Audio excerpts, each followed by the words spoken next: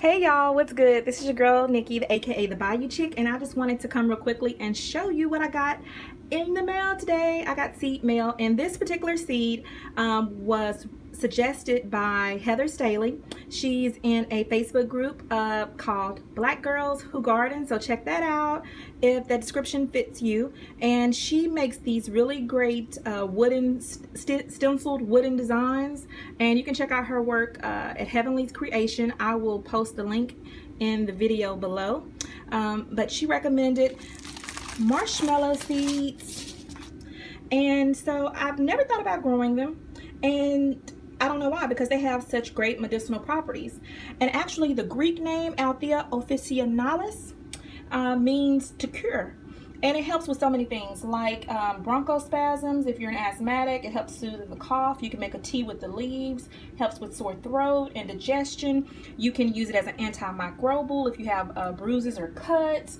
It's an anti-inflammatory. It's great for wound healing. So it has really a lot of great properties, and I think it's really a good it's a good herb to have in your garden for medicinal purposes. Now, I did purchase this from Outside Pride. It was $5 for 1,000 seeds.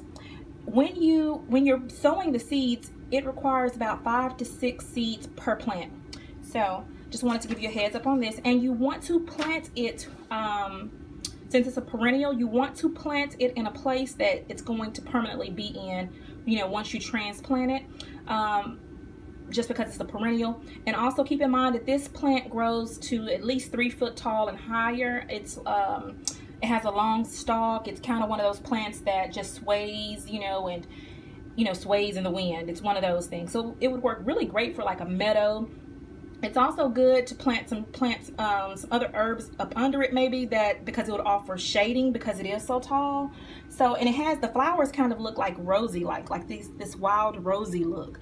And you can eat all parts of the plant, like the seeds, the leaves, the stalk, so all of that is edible. Now, you do have to have some patience with this because from seed to harvest, it can take about 16 months. So if you're in a short sowing season, you may not actually get a chance to harvest this until the second year. And yeah, you can harvest the roots in the second fall after a spring planting. And this plant is native to Europe, just so you know. They use it in a lot of medicines. I think some of the particular varieties, there's like 10% of the seed, the plant, it has like kind of like a mucolytic. So if you have thick secretions, it can be useful as far as thinning those secretions. So they actually put this in medicine in Europe. That's what the marshmallow is used for. So it's not just for s'mores. The best time to plant it is actually right now. So this is the end of August. This is August 30th, and this is the prime time to plant it for really good results in the late summer or early fall. And you have to cold stratify this seed before you start, because it is native to Europe. So what you want to do is either you can put the seeds in, it prefers sandy soil or peat moss.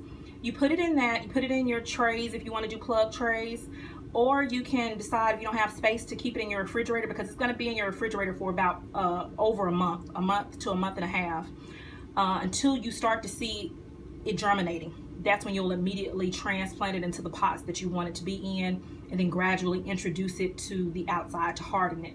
Unless you live in a really cold location where you can plant it in ground. But I live in Louisiana, and it doesn't get that cold, so I have to cold stratify these seeds in the fridge.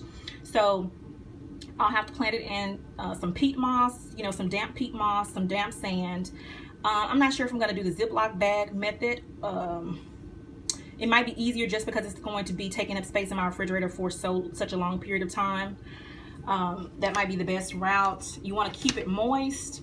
Let me see what else I can tell y'all about this.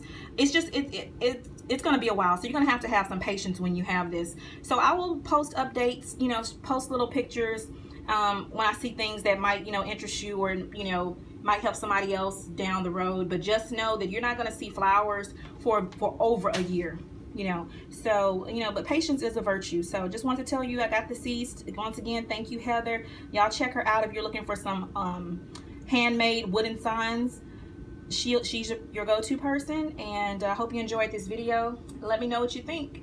And again, this was from Outside Pride, and it was $4.99 for 1,000 seeds. I wanted to show you, because I think it's really important for us to learn what seeds look like. And so I wanted to show you what the seeds look like.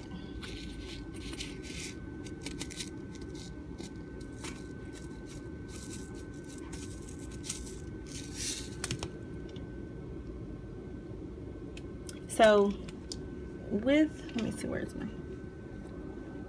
ooh, they're extremely tiny,